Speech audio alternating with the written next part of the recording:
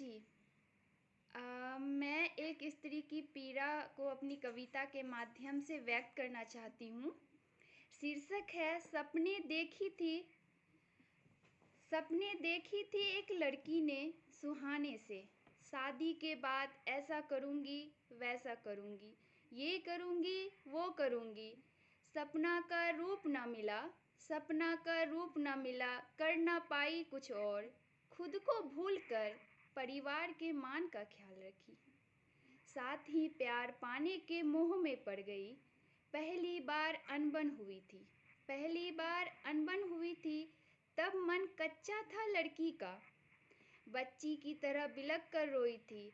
सास ने बेटे से कुछ नहीं कहा, सास ने बेटे से कुछ नहीं कहा, बहू से कहा ताने भरे स्वर में। जे भेले भे गेले की करवो, दुल्हा ते तोरे ना छो की करवो। ब्याह न करी के नानलको छे, ऊंच नीच होते रहे छे। केकरो लिंगा बोलवे त कहते कि केरंको मौगी छे। लड़की ने सोचा बात तो सही है, मेरी मर्जी से करे या ना मर्जी से करे। शादी हुई है तो मना करे भी तो कैसे करे, शादी हुई है तो मना करे भी तो कैसे करे।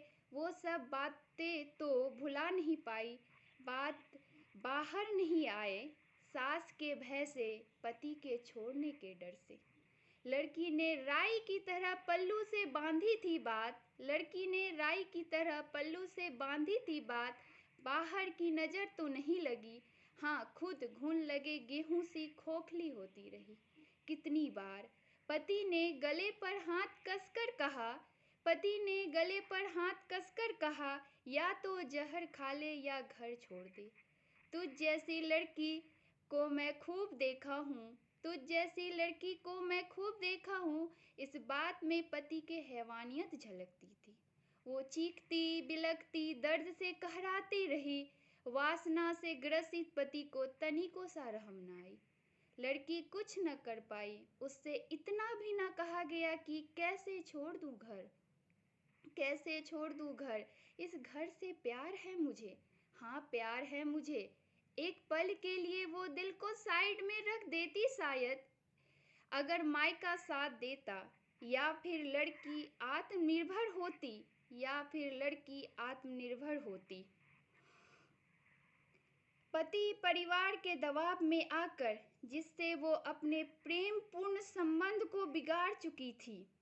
एक एक चीज बड़े प्यार से सजाई है, पर्दा, पंखा, सोफा, अपना बेडरूम। कभी मलिन तक नहीं होने दी, कभी मलिन तक नहीं होने दी। वही बेड जिस पर उसे हैवानियत की तरह हर रात दर्द की सीमा को तोड़कर भी अपनी वासनाओं को शांत नहीं कर पाता। हर सुबह उठने के समय लड़की का देह जवाब दे देता है। ऐसा लगता है कि जैसे रात को उसकी रीढ़ की हड्डी किसी ने तोड़ दिया हो। लड़खड़ाती हुई जैसे तैसे खुद को संभालते हुए चौखट से आखिरी कोने तक रोज बुहारती है। झुककर सहकर कमर दर्द में भी पति मेरा नहीं पर मैं पति की हूँ, घर मेरा नहीं पर मैं तो घर की हूँ। छोड़ने के डर से अब तक सहती रही। लगातार शारीरिक संबंध होने के कारण लड़की हो जाती है बीमार। बीमारी में पैसा न खर्चा करना पड़े, बहाना अच्छा बनाया पति ने। तेरा तो कई लड़कों के साथ चक्कर है। संजोग सखी के सोशल मीडिया पे लड़की की फोटो थी अपने मित्र के संग, वो भी अकेले नहीं, बहुत लोग थे संग। तू कैरेक्टर लेस है, न जाने बहुत सी बातें। मायके में वो किसी एक कोने में पड़ी है, मायके में किसी एक कोने में पड़ी है। परिवार परेशान है, चिंता में है। लड़की हो जाती है गर्भवती, एक तो बीमार, ऊपर से घर वाले कह रहे हैं कि बच्चा हो जाने पे सब ठीक हो जाएगा, पति सुधर जाएगा, लड़की को सब मानने लगेगा। माता पिता कहते हैं कि किस्मत है, तेरी किस्मत है, जानबूझ के की गई हो रिश्ता तो भला किस्मत कैसे। कितनी ही हिदायतें मिलती रही, कितनी ही हिदायतें मिलती रही हर रोज लड़की को।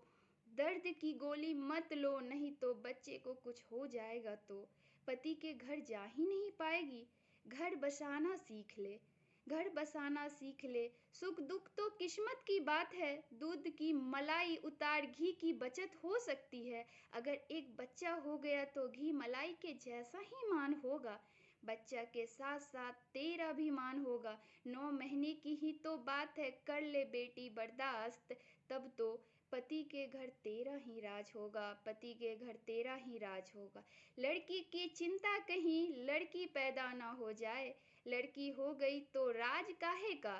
लड़की चिंता में डूबी 9 महीने के बाद कैसा होगा लड़की का सपना, लड़की का सपना। Thank you ma'am. आपने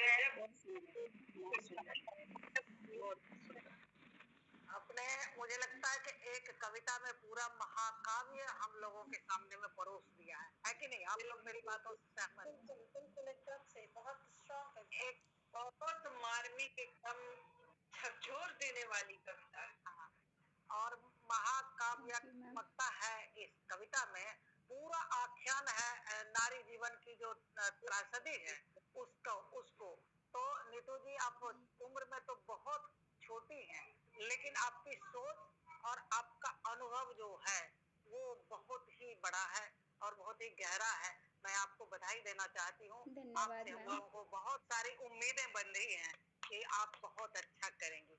एक बार आप एकदम कोने कोने में आप झांक आई हैं। बिल्कुल एकदम दिल दहला देने वाले शब्द और भाव दोनों बहुत मारे। धन्यवाद मैम। लोग थोड़ा मैं तो स्तब्ध रह गई थी, मतलब लगा था कि मैं उसमें डूब रही हूँ जैसे। तो सब लोग डूब गए थे, सब डूब गए थे उसी कविता में कर रहे थे। जी मैम, थैंक यू। बहुत बहुत